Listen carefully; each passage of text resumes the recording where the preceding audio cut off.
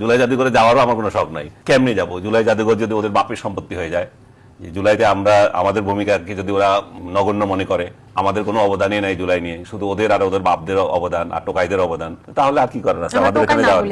আনিস আলমগীরকে নিয়ে অনেক কথা হয়, ওরা অনেক গালাগালি করে। সে আবার যারা তাকে গালাগালি করে তাদেরকে আবার সে বট বাহিনী বলে। ইটস ওকে, বট বাহিনী বলতে অনেকে বুঝায় যে জামাতের কর্মী সমর্থক, তারা খুব গালাগালি করে তাকে। এখন এই আনিস আলমগীর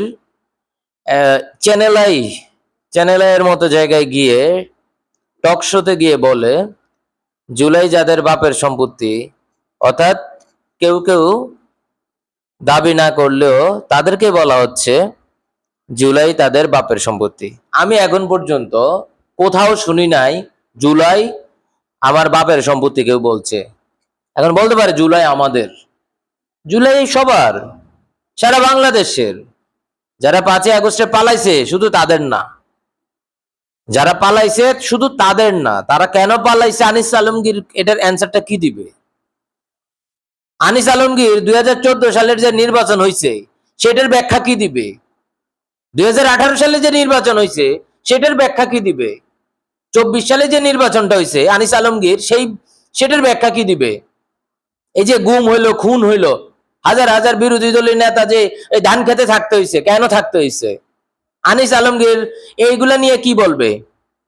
সে জুলাইয়ের যারা সম্মুখ সারিতে ছিল, যারা আন্দোলন করেছে তাদেরকে সব সময় কটাক্ষ করে কথা বলে। বলতে পারে এরা কারা বলে?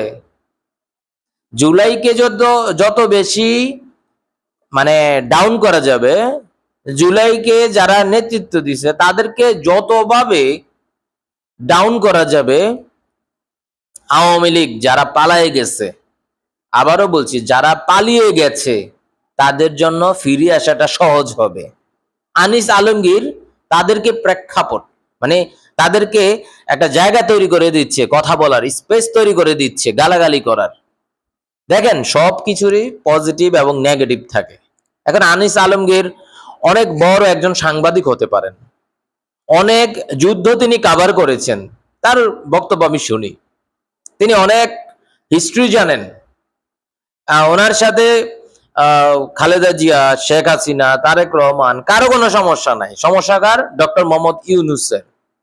আপনার সমস্যা থাকতে পারে, কিন্তু আপনি যেই টোনে কথা বলেন এটা আপনার সমস্যা। এখন এটা যদি আপনি না বুঝেন, এখন আপনি যদি মনে করেন যে না আপনাকে কেউ গালি দিছে, আপনি তাকে গালি দিছেন, ফ্যামিলি তুলে গালি দিছেন, আপনি দেন, সমস্যা নাই। কিন্তু আপনি জুলাইকে এইভাবে কটাক্ষ করতে পারেন না। জুলাই নিয়ে অনেকে ব্যবসা করে, আপনি তাদেরকে বলেন তাদের ব্যবসা কোন কোন খাতে সেটা আপনি ধরিয়ে দেন।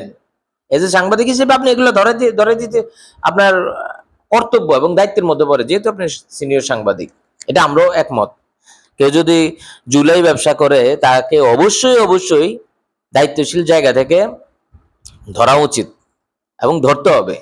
যেমনটা 71 নিয়ে যারা চেতনা করে, চেতনাজীবী এমনও 71 ব্যবসায়ী আছে যারা পালিয়ে গেছে। কারা পালিয়ে গেছে? আবার অনেকেই তো আছে পালায় নাই, তারা 71 নিয়েও ব্যবসা করে না, 24 নিয়েও ব্যবসা করে না। বর্তমান রাজনীতিবিদদের মাঝে আমি যেটা দেখতে পাচ্ছি, তারা এনসিপি কে টার্গেট করে ফেলেছে। এখন দেখেন, আপনি এনসিপি কে টার্গেট করেন, আপনার বিরোধী হিসেবে আপনি টার্গেট করতে পারেন, কিন্তু এনসিপি এজ এ রাজনৈতিক দল হিসেবে আপনি তাকে ভেনিশ করার চিন্তা ভাবনা করতে পারেন না। এখন এনসিপি যদি উঠে দাঁড়ায়, ধরেন আওয়ামী লীগের মতো অথবা বিএনপির মতো এত চান্দাবাজি অথবা ধরেন গুম খুন এগুলোর সাথে যুক্ত না থেকে সুস্থ ধারার রাজনৈতিক দল হিসেবে যদি তারা উঠে দাঁড়ায়, তাহলে কার ক্ষতির কারণ হবে?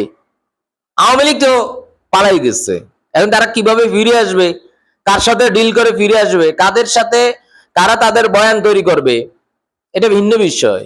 কিন্তু আপনি অ্যাজ এ সিনিয়র সাংবাদিক হিসেবে আপনি আওয়ামী লীগের প্রেক্ষাপট তৈরি করতে পারেন না।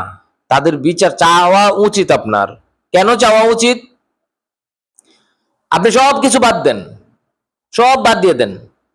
বিরোধী দলীয় নেতাদের যে এইভাবে গুম খুন করছে, এগুলো আপনি কিভাবে ব্যাখ্যা দিবেন? 3টা নির্বাচন। জি, আপনারা রাজনৈতিক দলগুলো কেন দল করে? ক্ষমতায় আসার জন্য। এটিকে যে কোনো মূল্যে, হ্যাঁ, যে কোনো মূল্যে, আপনি না সাংবাদিক, সিনিয়র সাংবাদিক, আপনি যে কোনো মূল্যে ক্ষমতায় আসাটাকে আপনি কেন এটার বিরোধিতা করেন না কেন? এগুলা নিয়ে কেন কথা বলেন না? আপনি যে টোনে কথা বলেন, জুলাই তাদের বাপের সম্পত্তি, আমরা কিছু না। আপনি, হ্যাঁ, আপনার যদি অবদান থাকে, আমাদের অবদান নাই তো। আমরা মাঠে গিয়ে যুদ্ধ করি নাই। মাঠে গিয়ে যারা করছে তারাই জানে। আমরা সোশ্যাল মিডিয়ায় পোস্ট করছি, তাদেরকে সাপোর্ট দিচ্ছি, এর বাইরে আমরা কিছুই করি নাই। আপনি কি করছেন জুলাইয়ের সময়টাতে? আপনি কি করছেন? হাসিনা যখন স্টুডেন্টদেরকে মারতেছে, আপনি কোথায় ছিলেন? কি করছেন? কি করছেন? আপনি তো জুলাইয়ের অবদান রাখছেন তো। আপনারা কি করছেন? আপনাদের মতো নাগরিকদের কারণে এই 55 বছরের হিস্ট্রিতে রাজনীতিবিদরা ব্যর্থ। এইটার ব্যাখ্যা আপনি কিভাবে দিবেন? এই যে 55 বছর হয়ে গেল বাংলাদেশের, এই যে স্বাস্থ্য খাত, শিক্ষা খাত, অর্থনৈতিকভাবে বাংলাদেশ যে একটা ভঙ্গুর রাষ্ট্রের দিকে যাচ্ছে, আপনারা কি করবেন? আপনারা তো দল গানার মতো আওয়ামী লীগকে সাপোর্ট করেন, বিএনপি কে সাপোর্ট করেন, সামনে ভবিষ্যতে দেখবে এনসিপি কে সাপোর্ট করছে। এজ এ বাংলাদেশি সিটিজেন হিসেবে, সিনিয়র সাংবাদিক হিসেবে কি করতেছেন আপনারা? আমার কাছে খারাপ লাগছে এই জায়গাটায় যে আপনি যে টোনে কথা বলছেন, এই টোনে আপনি কি কথা বলতে পারেন? আপনাকে 100 জন গালি দিচ্ছে, আপনি যেভাবে ব্যাখ্যা দেওয়া স্টার্ট করছেন, মনে হচ্ছে যে আপনার সবকিছু শেষ, বাংলাদেশে আর কোনো সাংবাদিক নাই, সবাই কি দলকানা হয়ে গেছে? সবাই যদি এইভাবে দলকানা হয়ে যায়, তাহলে বাংলাদেশ তো যারা ব্যর্থ রাজনীতিবিদ তারাই মাথায় খাড়ায় খাড়ায় খাবে। আপনারা কি মানে জবাব দিবেন ভবিষ্যৎ প্রজন্মের কাছে? এই যে আমরা কথা বলছি, আমরা তো কথা বলার কথা না, আমরা সোশ্যাল মিডিয়া এগুলো বলতে হচ্ছে। সো একটা কথাই বলবো, আপনারা কটাক্ষ করেন কাদেরকে? যারা দুর্নীতিবাজ, যারা বাংলাদেশটাকে খায়া শেষ করে ফেলতেছে, তাদের বিরুদ্ধে কথা বলেন। যদি আপনারা মনে করেন যে আপনারাই এইরকম ভাবলে, হাসিনার মতো পালাই যেতে হবে। আজ হোক, 50 বছর পরে হোক, আবার পালাইতে হবে। মানুষজন শিখে গেছে, কথা বলতে শিখে গেছে। হাসিনা যেভাবে মানুষজনকে দমাইছে, এভাবে দমানো খুব কঠিন হবে ভবিষ্যতে। আর দমাইতে গেলেই হচ্ছে মানুষ মারতে হবে, আর মানুষ মারলেই হচ্ছে মানুষ বের হবে অমানুষদেরকে একদম নিঃশেষ করার জন্য। এখন আপনি বলতে পারেন যে মানে উগ্র, এইটা সেটা, নো, মানুষ মানুষের কারণে বের হবে। 5 তারিখ যারা বের হইছে, এখানে শুধু বিএনপি ছিল না, শুধু জামাত ছিল না, এখানে সাধারণ মানুষও ছিল। যেদিন সাধারণ মানুষ বের হবে, সেদিন এই সিনিয়র সাংবাদিক আপনাদের এইসব কটাক্ষ, এই যে আওয়ামী লীগের মতো পালানো বা বিএনপির মতো যারা চান্দাবাজি করে, যারা লুটপাট করতেছে, তাদের, অথবা আপনার জামাতের বলেন, জামাত কি ধরেন, জামাত নিয়ে কথা বলেন, জামাতের মধ্যে কি এগুলা নাই? এগুলা নাই? সবগুলো আছে, সবগুলো আছে, কিন্তু সঠিক লাইনে কথা বলে না। ওই কার কাছে যেন একটা কথা শুনছিলাম, যে মানে কোথাও একটা এই লাইনটা শুনেছি যে একজন ট্যালেন্টেড লোক যদি কোন একটা দলে রয়ে যায়, তখন ধ্বংস ছাড়া আর কিছুই থাকে না। আপনি, আপনার অনেক জ্ঞান আছে, এই জ্ঞান যদি মানুষের জন্য, দেশের জন্য কাজে লাগাতে না পারেন, আপনি যদি একটা দলের জন্য হয়ে যান, তাহলে আর কি হবে? যে কোনো মূল্যে তো আপনি দলকে উপরে নিবেন, যেটা আপনারা এখন করছেন। আপনারা বুঝতে পারছেন না, আপনারা অনেক জ্ঞানী লোক, কিন্তু একটা দলের হয়ে, দলকানা হয়ে কথা বলছেন।